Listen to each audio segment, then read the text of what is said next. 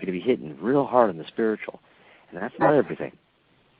You got to get that mind, too. You got to lock that person in. You got to bring that person back. The first questions you ask that person is, what were you like before this started? Yeah. There's your answer right there. What was that turning point? What happened? Where were you at that point in time? And that's the preliminary, interview on the phone. So, you're going to spend an hour with the person just going over some stuff. Then you can get deep. I tell you, sometimes you won't even find out that the person used the Ouija board for like 5 interviews. Oh, hey, I think I was involved with a satanic high mass at one point in time. Oh, really? How come you didn't tell me 5 times ago? But you know something? Sometimes you can have what we call diabolical confusion with a person. That's just because the stuff that's going on is kind of throwing the mind around.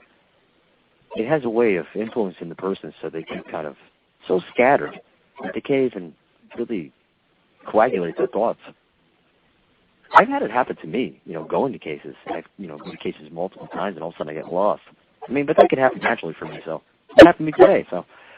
But no, but it happens to me. That's why I take these little notes.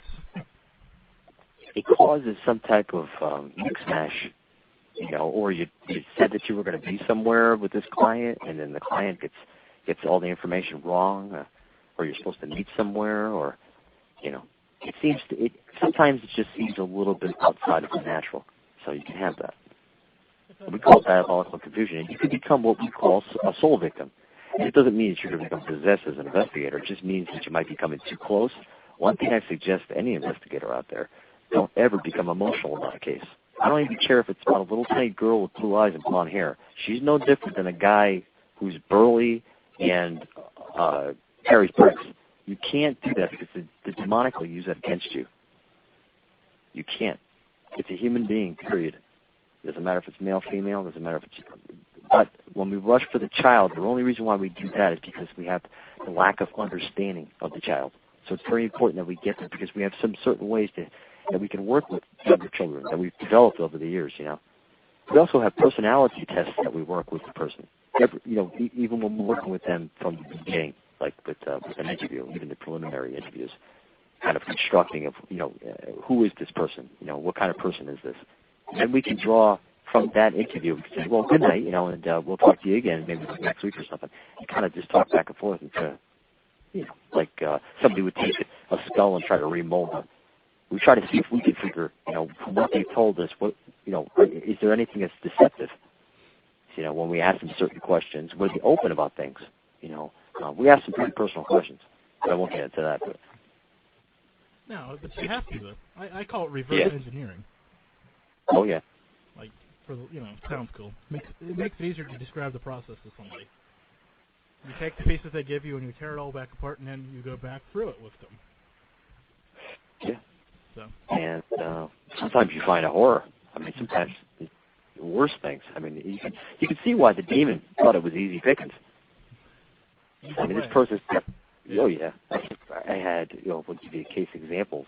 Woman's involved with the occult at one point in time, prostitute at another point in time, drugs, and then she had some very odd sexual preferences. So this is just one case off the top of my head. She did all that stuff. When you make a place for them to come, you remember the movie about the cornfield? They made it in all the baseball players' game? Yeah. Well, if you make a house of doo-doo, doo-doo comes. So it's going to start to come around you. It's going to start to hover around you because they see you as easy pickings. They're like electricity. They find the path of least resistance. And they'll find the path of least resistance in any one of the family members, too. They don't want to struggle. Nobody does. So, no. Anyway, I guess that's kind of really the point we were headed for, but... The demon doesn't really have to do too much. No. There's only certain subtle influences. All it has to do is convince you that what you're thinking is your thoughts, whereas it's really not. It's convincing you that your thoughts are your thoughts, but really your thoughts, or what you're thinking, are its thoughts. So it's giving you its thoughts, its mind. So in the very end, the reason why they act like that, when they act like, throwing their arms around, or the somatic lines changing their face, and, you're getting all these, ligature marks on their wrists and crosses forming and different things, full blown possession. That's not them anymore. That's that force. That's the mind of that force. That person became a conduit, an oracle. That's why it's the beginning process when you're using a Ouija board. People think a Ouija board. Ouija board, it's an oracle. Ouija board isn't an oracle. You are. Never in history do we have any oracles that were an item. These were items of divination. The oracle was always a person. The oracle is you. Yeah, don't worry about Ouija boards. Yeah, you don't need a Ouija board. No, I could take a crayon and pick an alphabet and make 1 through 10. You have the same effect. Yeah, that's what gets me about people that think they're the worst thing ever. But they'll stand there with a recorder in their hand and ask questions. Boy. Yeah, leave a recorder there, hopefully you'll have some evidence of something that you can look, maybe put onto. I don't know what type of software that you use, but you can look at it and see if it could have been made by a human, or something that could have been maybe more mechanical, something that you're hearing that's anomalous, because you don't know if you're going to have to go see someone else. If you've got to go to the archdiocese, you got to, if you got something that's heavy, because you're a little tiny ghost group, don't think you can't help this person and go there. If you have that evidence, that's what you're there for. It's funny because you see a lot of these TV shows, all these people going in, and they're going in after ghosts, but then they come out screaming. I mean, what did you expect? Well, they expected to capture it without being scared. Oh. But of course, the TV producer wanted to. They thought they were going to be brave. Oh, that's what they say. The black shirts folded up. Maybe they should have wore a pamphlet. Maybe they were. We don't know. Yeah. But they don't go in with any protection, No one thinks about their spiritual side. It's funny. The Inuit people, the ancient Inuit, as a matter of fact, they're still around. It's what we call the Eskimos. They believe that a person is born with basically 2 souls. One that is for the body. One is like the electrical part of the body, and the other is the intelligence. It's a very interesting thought. They don't really have a religion. They believe that we're born with 2 souls, that wraith. They believe that the other one goes, but the other one can remain as a wraith, as you call a wraith. That's interesting to think about. It's a very interesting concept, and keep in mind they have no religion. That's another interesting. That's a whole other can of worms to think about. And they won't kill anything unless they give thanks. That's a good thing. I think. Yeah, but they give thanks to an open thanks. There's no sum to the total, and so they don't have an ultimate God figure. So it's not, it's more, it's everything's spirit, or everything's corporeal. So it's truly a dualistic, I can't even say it's a religion. Theosophy. Not really sure what you'd call it. I'm not sure either. But yeah. If they don't call it a religion, I'm not about to. Well, it's much different. You have the same type of people in the Laplander. Now, the Laplander is totally different. The Laplander, they do have a religion. They worship the dead. And they actually carry their ancestors with them. They believe that they have spirits. They actually have demons, too. They welcome them.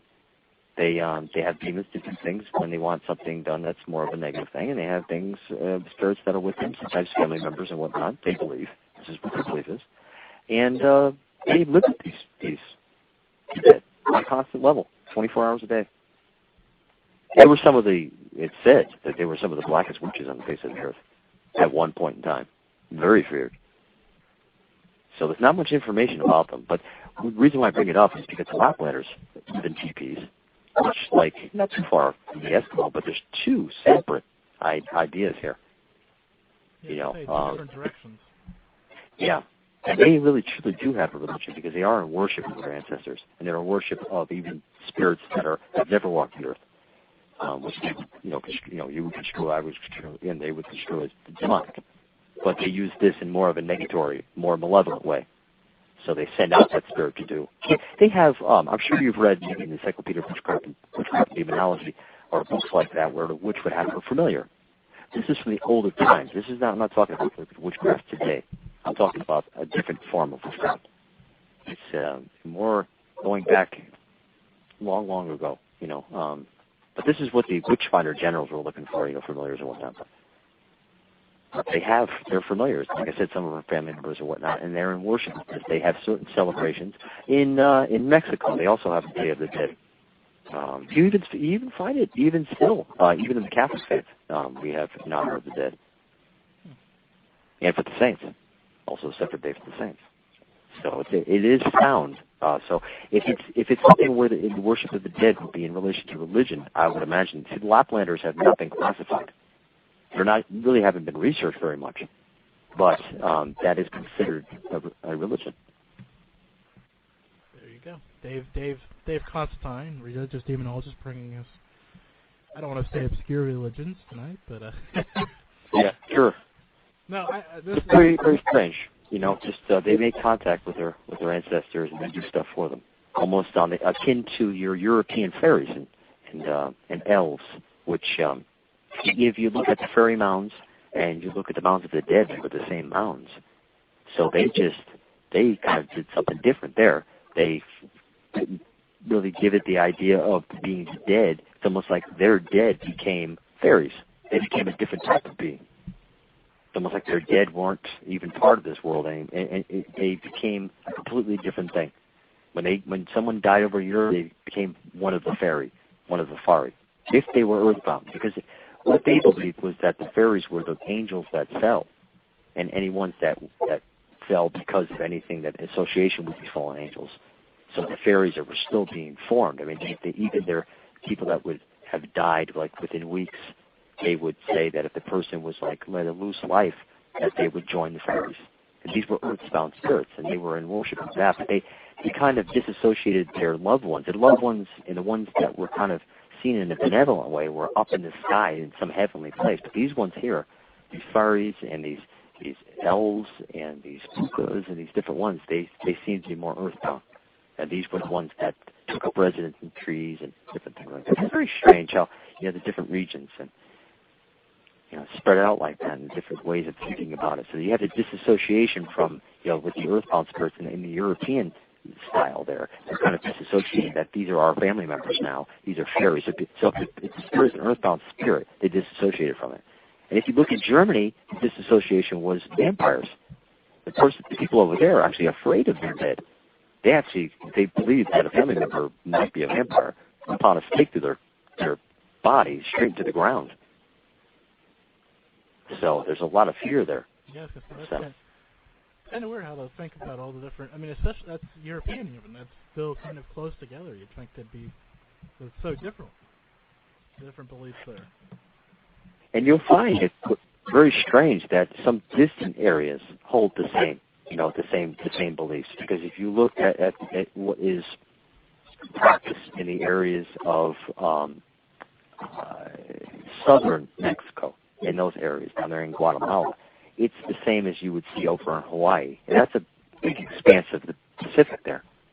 But you see there's a tremendous association there. Also, I found reference to Pazuzu in Hawaii. Just matter of fact, that was in the last few months. I was looking through one of the museums, and I found some artifacts that are exactly Pazuzu, and these were found in Hawaii. So if you look at the Pele, some of the earlier depictions of Pele, and I also found some of the ancient water spirits also were associated with this, but Pele also was associated with the fire, but also at other times, in earlier times, was associated with the lagoon, the waters. So I guess the priests would go down and they would look in the water. They would go out to these ponds and scry the ponds. They would say they got visions from the ponds. So it was you're talking a very, very large amount of space here, whereas there's thousands and thousands of miles, but there's definitely a connection between these things. But then you'll see some of the ones that aren't so far apart, but they're really far apart in their belief systems. But it's another end that like as a religious demonologist, that's why I'm going into this. This is some of the things you study, world religions, try to find out, some of the knowledge that was back then, he's trying to like dig in and try to use some of